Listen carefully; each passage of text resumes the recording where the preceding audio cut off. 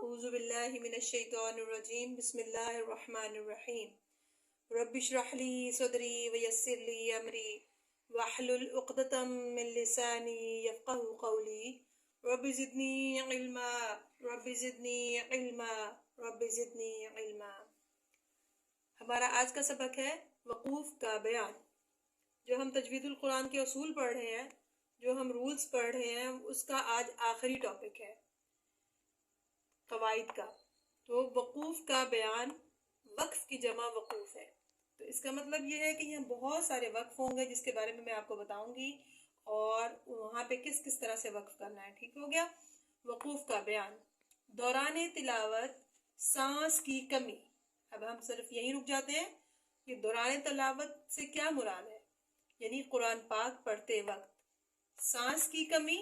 سانس کی کمی سے مراد یہ کہ کچھ لوگ جب کسی ایک آیت کو یا کسی ایک جملے کو پڑھ رہے ہوتے ہیں تو ان کا پورا جملہ کہے بغیر سانس پھول جاتا ہے، اسے کہتے ہیں سانس کی کمی۔ اسی طرح سے کوئی ایک تلاوت کرتے وقت، آیت کو پڑھتے وقت، اگر وہ آیت پوری ہوئے بغیر کسی کا سانس پھولتا ہے تو اسے سانس کی کمی کہتے ہیں۔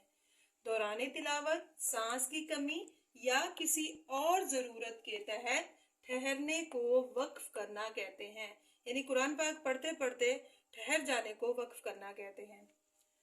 وقف کرتے وقت آواز اور سانس دونوں بند کر دیں، یہ صحیح وقف ہوگا۔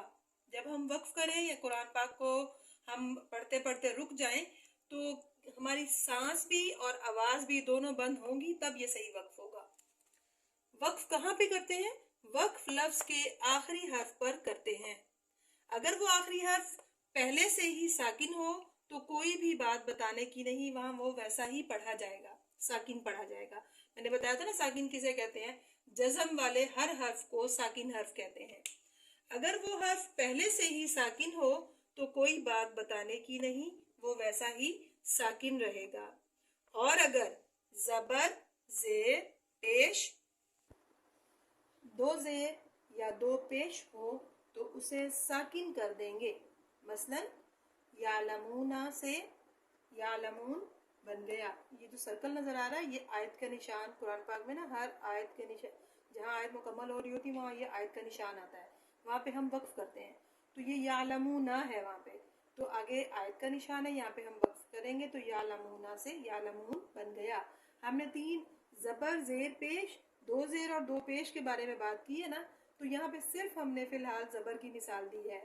اسی طرح سے اگر آخری حرف کے نیچے زیر ہوگی تو یعلمون نہیں ہے تو یعلمون، تب بھی یعلمون بن جائے گا۔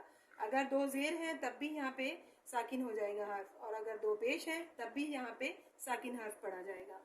اور اگر آخری حرف 2 زبر والا ہو تو اب یہ دیکھیں کہ زبر، زیر، پیش تینوں کا ذکر آیا ہے، اور جہاں پہ 2 زیر اور 2 پیش اور یہاں پہ 2 زبر کا ذکر ان کے ساتھ نہیں آیا۔ اب وہ علیحدہ سے پوائنٹ ہے کہ اور اگر آخری حرف 2 زبر والا ہو تو وقف کی صورت میں 1 زبر گر جائے گی۔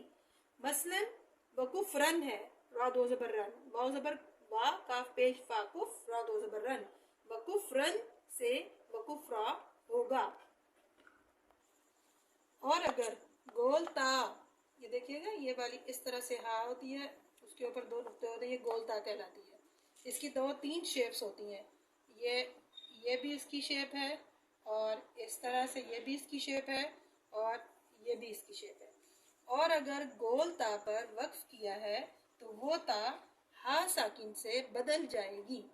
مثلا القاریاتو، یہ دیکھیے یہ گول تا ہے، القاریاتو سے القاریہ بن گیا، یہاں پہ ہم وقف کر دیں گے۔ ٹھیک ہے؟ اسی طرح سے دوسری مثال دیکھیے، آنیتن، یہ گول تا ہے، اس کے اوپر زبر، زیر، پیش، 2 زبر، 2 زیر، 2 پیش سب اکٹھی ہوں گی۔ آنیتن سے آنیہ بن گیا، یہ یہاں پہ وقف ہو رہا ہے۔ علامات، یہ جو بریکٹ میں علامات لکھی ہوئی ہیں ان کو میں نے واضح کر کے یہاں لکھا ہوا ہے۔ یہ سرکل ہے جو دائرہ ہے، اس کو کہتے ہیں آیت کا نشان۔ یہ میم اس طرح سے قرآن پاک میں آیت کے درمیان میں علامت آتی ہے، اسے بھی وقف کہتے ہیں۔ یہ میم، یہ چھوٹا سا سائز میں طوا ہوتا ہے، طوا، جیم بھی سائز میں چھوٹا ہوتا ہے، جیم، اور یہ زا۔ ٹھیک ہے؟ یہ 5 علامات اگر کسی وقف والے حرف کے ساتھ آئیں تو آگے سے پڑھیں گے، پیچھے سے ملا کر یا عیادہ کر کے نہیں پڑھیں گے۔ یعنی جب ہم قرآن پاک پڑھ رہے ہوتے ہیں اور پڑھتے ہوئے کوئی لمبی آیت آ جاتی ہے یا کچھ اس طرح سے درمیان میں کوئی علامات آ جاتی ہیں تو ان علامات پر ہم وقف کریں گے، رک جائیں گے۔ جب ہم رک جائیں گے تو پھر ان علامات سے آگے سے پڑھیں گے، ان علامات سے پیچھے سے ملا کے ہم نہیں پڑھیں گے۔ اور اگر درمیان آیت میں رک گئے، یعنی کہ جہاں ان علامات میں سے کوئی علامت نہیں، ایسی آیت جو ایک لمبی آیت ہے اور ان میں ان 5 علامات میں سے کوئی علامت نہیں ہے، تو پھر ہم پیچھے سے، اور سانس ٹوٹ گیا ہے ہمارا، تو ہم پیچھے سے ملا کر یا عیادہ کر کے پڑھیں گے۔ اگر کسی مشدد حرف پر رکے تو زور دے کر شد ادا کریں گے، مثلا علیہن۔ اب یہ دیکھیے 5 علامات میں سے دعا ہے، ہم نے یہاں پہ وقف کرنا ہے۔ یہاں کیا لکھا؟ مشدد حرف سے کیا مراد؟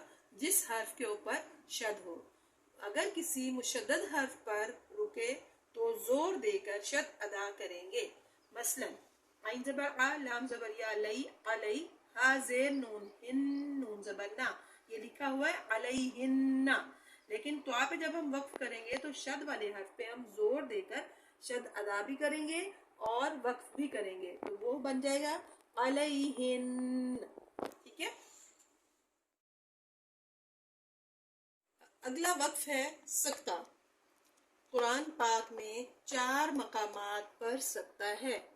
سکتہ کا حکم یہ ہے کہ سانس جاری رہے اور آواز بند ہو جائے۔ سکتہ کی ادائیگی کی مقدار بھی آدھی الف کے برابر ہے۔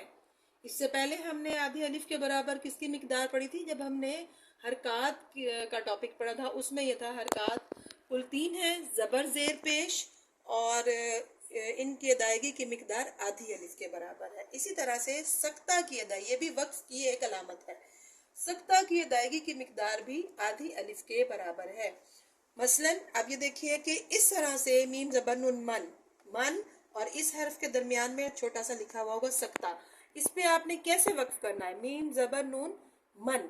اب یہ دیکھیں من کہہ کے یہ آپ اپنی آدھی انگلی کھولیں گے تو یہ اس کی ادائیگی کی مقدار ہوگی۔ من، روقا، بل، رونا۔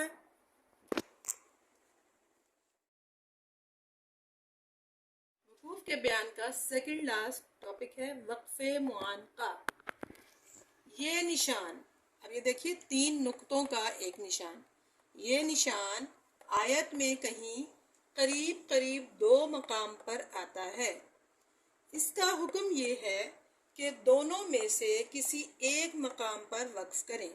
وہ دیکھیے کس طرح سے، مثلا لام زبر الف لا، را زبر یا رئی، با زبر با، لا ریبا۔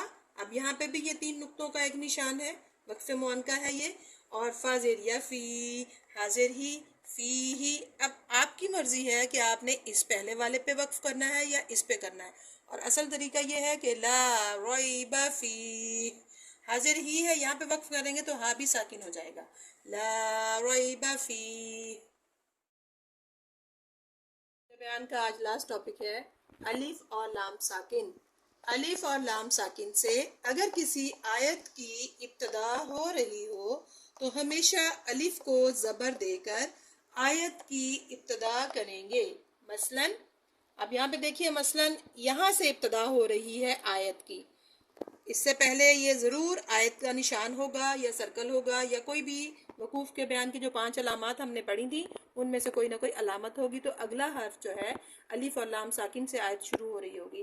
آپ دیکھیں یہاں پہ الف خالی ہے، بالکل نہیں ہے، اسے پڑھیں گے لذینہ، ٹھیک ہے؟ لذینہ سے الذینہ ہوگا۔ اب یہاں پہ ہم خود زبر لگائیں گے نہیں، صرف پڑھنے میں پڑھی جائے گی، لکھیں گے نہیں، کیونکہ قرآن پاک میں اس طرح سے لکھا ہوا ہوگا، لذینہ سے الذینہ ہوگا۔ اب دیکھیں آپ کہیں گے کہ یہ لام ساکن تو نہیں ہے، لیکن یہ لام ساکن ہی ہے۔ ادھر دیکھیے شد والے حرف کو پہلے ہم ساکن پڑھتے ہیں، حمزہ زبر لام ال، تو ہو گیا نا الف اور لام ساکن سے ابتدا، ال پھر لام زبر لا، اللہ، یہ 2 دفعہ پڑھا جا رہا ہے شد والا حرف، پہلے ساکن اور دوسری دفعہ موجودہ حرکت کے ساتھ۔ یہ ہمارا آج کا لاسٹ ٹاپک تھا وقوف کے بیان کا، اور ہمارے سارے تجوید کے قواعد جو ہیں وہ مکمل ہو گئے الحمدللہ۔ اور یہ جتنی بھی قرآن پاک کے اصولوں کے مطابق میں نے یہ ویڈیوز بنا کے سینڈ کی ہوئی ہیں، انہیں آپ اینڈ تک ضرور دیکھا کریں، کوئی نہ کوئی نقطہ ایسا ضرور نکل آتا ہے جو ذہن میں بیٹھتا ہے، اور اس سے انشاءاللہ العزیز ہمارا قرآن پاک مکمل کرنے کا ہمیں ایک موقع ملے گا۔